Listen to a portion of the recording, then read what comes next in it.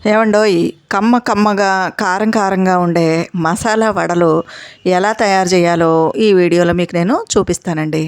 వీటిని బ్రేక్ఫాస్ట్గా చేసుకుని తినచ్చు. మంచి అల్లం చట్నీ కానీ, కారం కారంగా ఉండే ఏదైనా ఒక పల్లి పచ్చడి కావచ్చు, ఇంకా పుట్నాల పచ్చడి కావచ్చు, వాటితో చక్కగా తినచ్చండి. టమాటా పచ్చడితో తిన్నా బాగుంటాయి. లేదంటే ఈవినింగ్ స్నాక్ ఐటమ్గా కూడా చేసుకుని తినచ్చు. లేదంటే ఏమైనా మన ఇంట్లో పులుసు కూరలు కావచ్చు, పప్పు కావచ్చు, పప్పుచారు కావచ్చు చేసుకున్నప్పుడు నంచుకోవడానికి కూడా ఈ వడలు చాలా రుచికరంగా ఉంటాయండి. ఈ వీడియోలో నేను వీటిని ఎలా తయారు చేయాలో చేసి చూపిస్తాను. ఇకపోతే ఇది మా అమ్మ వాళ్ళ మామిడి చెట్టు అండి. చూడండి, ఇంకా వేసవికాలం పూర్తిగా రానేలేదు. ఇంకా మామిడి పూత కూడా ఇప్పుడిప్పుడే మొదలవుతుంది. కానీ ఈ చెట్టు చూడండి ఎంత చక్కగా కాయలు కాసిందో. ఈ చెట్టు ప్రత్యేకత ఏంటంటే ఒక్కొక్క కాయ 2 కేజీల కాయ ఉంటుందండి. చాలా పెద్దగా తయారవుతాయి. దీని టెంక చాలా చిన్నగా ఉంటుంది. ఇంకా కండ అంటే గుజ్జు బాగా ఉంటుందన్నమాట. పచ్చిగా ఉన్నప్పుడు ఇది విపరీతమైన పులుపు ఉంటుందండి. పండితే కనుక విపరీతమైన తీపి ఉంటుందన్నమాట. ఇంకా ఈ మామిడికాయలు మాగాయ పచ్చడి పెట్టుకోవడానికి చాలా బాగుంటాయండి. మరి ఇంకా ఆవకాయ పచ్చడి పెట్టుకోవడానికి బాగుంటాయి. ఇంకా ఇతర రకాల పచ్చళ్ళు పెట్టుకోవడానికి బాగుంటాయి. పప్పులో వేసుకోవచ్చు, కూరల్లో వేసుకోవచ్చు. ఇంకా పండిన తర్వాత అయితే మరి ముక్కలు కోసుకుని తినచ్చు, జామ్ చేసుకోవచ్చు, జెల్లీ తయారు చేసుకోవచ్చు. ఇంకా జ్యూసులకు కూడా చాలా బాగుంటుందన్నమాట. చూసారు కదా, అంత మంచి మామిడికాయ అండి ఇది. చూడండి ఎంత అందంగా ఉన్నాయో. వేసవికాలం మనకు దగ్గరకు వస్తుంది. రథసప్తమి వెళ్ళిందంటే మనకు వేసవికాలం మొదలైపోయినట్టేనండి. మనకి మంచి మండు వేసవిలో ఇలాంటి మంచి మంచి మామిడికాయలన్నీ కూడా మనకి దొరుకుతాయి అన్నమాట. ఇకపోతే ఈ వీడియోలో మసాలా వడలు ఎలా తయారు చేయాలో చెప్తానండి. కావలసిన పదార్థాలు: పచ్చి శనగపప్పు తీసుకోవాలి, అదేవిధంగా మినప్పప్పు కూడా తీసుకోవాలండి, తర్వాత పెసరపప్పు కూడా తీసుకోవాలి. ఈ మూడింటిని సమానమైనటువంటి భాగాలుగా తీసుకుని కడిగి శుభ్రం చేసుకుని 4 గంటలు నానబెట్టుకోవాలండి. దాంట్లో ఈలోగా వెల్లుల్లి రెమ్మలు, అల్లం, పచ్చిమిర్చి, కొన్ని లవంగాలు, దాల్చిన చెక్క ఇవన్నీ కూడా మెత్తగా పేస్ట్ చేసుకోవాలండి. ఆ తర్వాత నానినటువంటి పప్పుని శుభ్రంగా కడిగి గ్రైండర్లో లేదా మిక్సీ జార్లో కచ్చా పచ్చ అంటే బరకగా కొంచెం పప్పులా ఉండేలాగా రుబ్బు పెట్టుకోవాలి. నానినటువంటి పప్పుని పూర్తిగా నీళ్లు లేకుండా వడబోసి గట్టిగా రుబ్బుకోవాలండి. లూజ్ కాకుండా చూసుకోవాలి. మరి వీటిని ఎలా తయారు చేయాలో చూసేయండి ఈ వీడియోలో.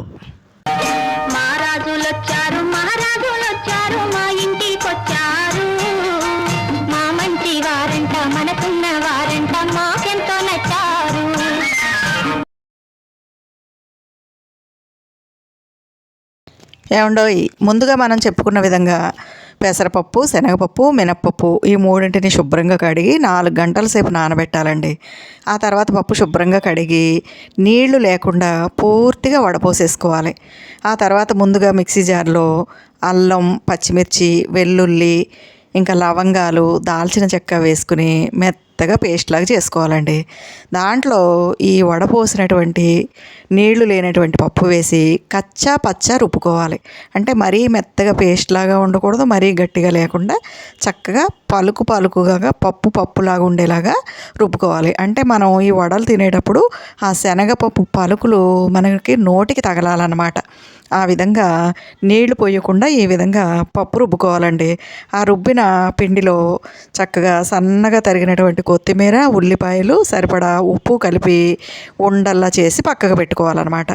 ఆ తర్వాత బాండీలో నూనె పోసుకోవాలండి. ఆ నూనె పూర్తిగా వేడవ్వాలన్నమాట. మరి ఈ పిండి ముద్దల్ని మనం ఉండలుగా చేసేటప్పుడు పిండి చేతికి అంటుకుంటూ ఉంటుందండి. అలా అంటకూడదు అనుకుంటే కనుక ఒక గిన్నెలో కొంచెం నీళ్లు పోసుకొని ఆ నీళ్ల తడి చేతికి అద్దుకుని అప్పుడు ఉండలు చేసుకుని ఒక పళ్ళల్లో పెట్టుకోవాలన్నమాట. ఈ ఉండల్ని ఈ విధంగా చేత్తో తట్టి నూనెలో వేయాలండి. ఈ నూనె మాత్రం పూర్తిగా కాగాలన్నమాట. పూర్తిగా వేడైన తర్వాత మాత్రమే ఈ ముద్దల్ని ఈ విధంగా ఒత్తేయాలండి. తర్వాత పెద్ద మంట మీదే చక్కగా వీటిని కాల్చాలన్నమాట. మరీ చిన్న మంట పెట్టకుండా పెద్ద మంట మీద పెట్టాలి. చిన్న మంట పెట్టారంటే నూనె పీల్చేస్తాయండి. హై ఫ్లేమ్లోనే ఉండేలాగా కొంచెం వేగిన తర్వాత అప్పుడు మీడియం ఫ్లేమ్లోకి మార్చుకోవాలన్నమాట. ఇలా పూర్తిగా వేగిన తర్వాత చక్కగా వాటిని తిప్పాలి. రెండో వైపు కాల్చుకునే విధంగా వాటిని మళ్ళీ తిరగేసుకోవాలండి. అయితే ఈ పప్పు రుబ్బడం బట్టే ఈ వడలు రుచిగా ఉంటాయా ఉండవా అనేది ఉంటుందండి. పిండి పూర్తిగా గట్టిగా రుబ్బేశారనుకోండి వడలు గట్టిగా వచ్చేస్తాయి అన్నమాట. అందుకని కొంచెం అవసరాన్ని బట్టి ఒక్క చుక్క నీళ్లు చిలకరించుకుని మరీ గట్టిగా కాకుండా మరీ మెత్తగా కాకుండా పప్పు రుబ్బుకోవాలన్నమాట. ఇంకా వాటిలో సరిపడా ఉప్పు వేసుకుంటాం కదండి, దాంతోపాటు చిటికేడంత సోడా కూడా వేసుకోండి. అలా వేసుకుంటే ఈ వడలు చక్కగా మృదువుగా మెత్తగా దూదుల్లాగా గట్టిగా లేకుండా వస్తాయి అన్నమాట. చూసారు కదండి, రెండు వైపులా వేగాయో లేదో చూసుకుని ఈ విధంగా అటు ఇటు బోర్లించి రెండు వైపులా పూర్తిగా కాలనివ్వాలన్నమాట. ఈ విధంగా కలర్ చేంజ్ అయ్యేంత వరకు ఈ వడల్ని వేయించుకోవాలండి. చూసారు కదా, దీన్ని ఇలా తీసేసుకోవాలి. ఈ వడలు నూనె పీల్చవండి, ఎందుకంటే ఇదంతా పప్పే కాబట్టి చక్కగా మళ్ళీ మనం బరకగా రుబ్బుకున్నాం కాబట్టి నీళ్ళు అనేది నూనె అనేది పీల్చదనమాట. దీంట్లో కొత్తిమీర తరుగు ఉల్లిపాయ ముక్కలు తప్పనిసరిగా వేసుకోవాలండి. వేసుకుంటే కనుక చాలా రుచిగా ఉంటాయి. ఇంకా ఎవరికైనా ఇష్టమైతే కొంచెం క్యారెట్ తురుము కూడా కలుపుకోవచ్చు అనమాట. వీటిని మనం ఉదయం బ్రేక్ఫాస్ట్గా తినచ్చు, ఈవినింగ్ స్నాక్ ఐటమ్గా తినచ్చు, లేదా ఏ పచ్చడితో తిన్నా సరే చాలా బాగుంటాయి. ముఖ్యంగా ఈ మసాలా వడలు ఫేమస్ ఏంటంటే పులుసు కూరల్లోనూ పప్పుల్లోనూ నంచుకుంటారండి. ఇంకా ఈ మసాలా వడల్ని కూరగా కూడా చేసుకోవచ్చు అనమాట. చక్కగా ఉల్లిపాయలు కోసుకుని వాటిని ఉల్లిపాయలు పచ్చిమిరపకాయలు వేయించి అల్లం వెల్లుల్లి పేస్ట్ వేసుకుని కొంచెం కొద్దిగా మసాలా వేసుకుని ఉప్పు కారం వేసి ఆ ఉల్లిపాయ గుజ్జు ఉడికిన తర్వాత ఈ మసాలా వడలు వేసి కూర తయారు చేసుకున్నా కూడా చాలా రుచిగా ఉంటాయండి. శనగపప్పు, మినప్పప్పు, పెసరపప్పు ఈ మూడు కూడా ప్రోటీన్ పుష్కలంగా ఉండేటటువంటి పదార్థాలు అనమాట. కాబట్టి ఇలాంటి వడల్ని మనం ఇంట్లో తయారు చేసుకుని తింటే కనుక ఆరోగ్యానికి చాలా మంచిది. ముఖ్యంగా బయట పిల్లలకి జంక్ ఫుడ్స్ కొనిచ్చే బదులు బిస్కెట్లు, చాక్లెట్లు, కేకులు ఇలాంటివి కొనిచ్చే బదులు కారంగా ఉండే వాటిని పిల్లలు చాలా ఇష్టపడతారు. కాబట్టి చక్కగా ఇలాంటి వాటిని చేసి పెట్టచ్చండి. ఆరోగ్యానికి ఆరోగ్యం, రుచికి రుచి అన్నమాట. చూసారు కదండి, ఈ వడలు ఈ విధంగా తయారు చేసుకోవాలన్నమాట.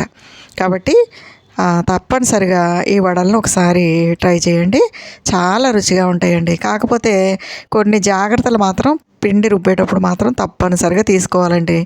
పప్పు నీళ్లు పూర్తిగా వాడిపోవాలి, అస్సలు నీళ్ళు అనేది ఉండకూడదు. పప్పు రుబ్బేటప్పుడు కూడా అవసరమైతేనే ఒక్క చుక్క నీళ్లు చిలకరించుకోవాలండి, లేకపోతే నీళ్లు కూడా అసలు చల్లకూడదు.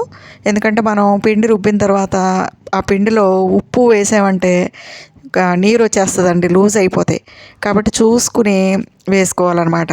కొంచెం అందుకని రుబ్బేటప్పుడే కొంచెం ఉప్పు కూడా వేసేసుకున్నారనుకోండి మనకి ఇంక ఇబ్బంది ఉండదు. కాకపోతే పిండి మరీ పలచగా అయిపోకుండా మరీ గట్టిగా అయిపోకుండా సమానంగా ఉండే విధంగా రుబ్బుకుని పచ్చిమిరపకాయలు ఆల్రెడీ మనం పేస్ట్ చేసేసుకున్నాం కాబట్టి ఉల్లిపాయ ముక్కలు, తర్వాత కొత్తిమీర తరుగు, కొంచెం ఇష్టం ఉంటే క్యారెట్ తురుము, లేదంటే ఇంతవరకే కలుపుకొని వేసుకుంటే ఈ వడలు చాలా రుచిగా ఉంటాయండి.